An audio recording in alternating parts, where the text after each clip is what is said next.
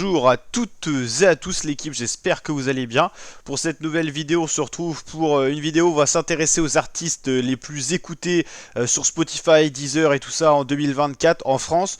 On regardera également les albums qui ont été le plus vendus cette année, quels ont été les meilleurs démarrages. C'est un peu une rétrospective 2024. Et oui, on est déjà en fin d'année, donc on va s'attarder déjà un petit peu sur les chiffres. Et vous allez voir que c'est surtout le rap français qui est le plus vendu en termes de vente en France, hein. On parle pas dans le monde, hein, ni à l'international, mais on parle bien en termes de streaming France et tout ça. Donc déjà l'artiste le plus écouté sur Spotify en France, c'est Spotify France qui l'a annoncé, c'est Jul, sans réelle surprise. Tout simplement pourquoi? Parce que c'est la 4e année consécutive où Jul est l'artiste masculin le plus écouté sur Spotify en France en 2024. Donc 4e année consécutive, Jul, artiste le plus écouté sur Spotify dans l'Hexagone selon les chiffres dévoilés par la plateforme. Le rappeur marseillais se produira notamment au Stade de France en 2025, un stade qu'il a rempli à guichet fermé très rapidement. Dans ce top stream, il devance notamment les rappeurs comme Werenoi ou encore Ninho, qui figurent dans le top 5 sur Deezer.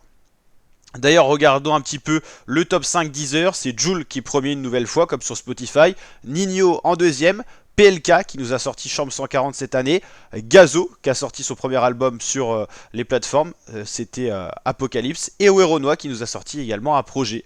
Donc voilà, Jul, Ninho, PLK, Gazo, Werenoi, ça c'est sur Deezer, la plateforme qui a donc annoncé ça.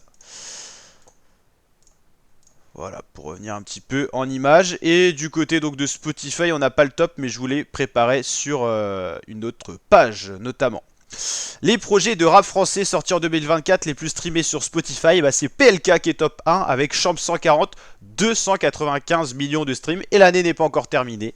Werenoi en deuxième position avec Pyramide et Jul en troisième position avec Décennie, 144 millions, son album de janvier qui était l'album surprise pour ses 10 ans de carrière, album pas du tout prévu à l'avance, il n'avait pas été teasé non plus, il a été teasé 2-3 jours à l'avance. Booba avec son projet Ad Vitam Aeternum aussi en 4ème position, 127 millions.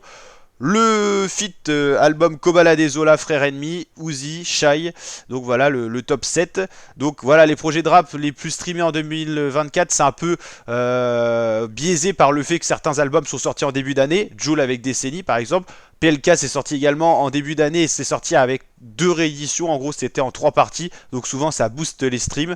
Il y a eu 3 semaines consécutives avec des sorties, donc voilà, ça c'est un peu biaisé dans le sens où si l'album est sorti en novembre ou même en décembre, comme l'album de Gazo, d'SCH ou de Jul, il sera pas dans les top streams, donc voilà. Donc ce qui est intéressant c'est aussi les meilleurs démarrages, on va aller voir ça juste après. Pour voilà, Jul est premier sur Spotify, mais pour voir un petit peu le top, on a le top 10, c'est Werenoi qui est en deuxième position. Alors c'était comment sur Deezer justement? Werenoi il était plus loin sur Deezer, hein. Hop là, on va aller checker ça. Ah non, c'était la première page qu'il nous fallait. Ouais, donc Werenoi est plus streamé sur Spotify que sur Deezer. Voilà, on a la réponse sur ça. C'était Ninho en deuxième sur Deezer. PLK, non, ah oui, c'est Ninho en troisième, qui est deuxième sur Deezer. Ensuite, c'est PLK qui arrive là. PLK qui est également dans le top 5 Deezer.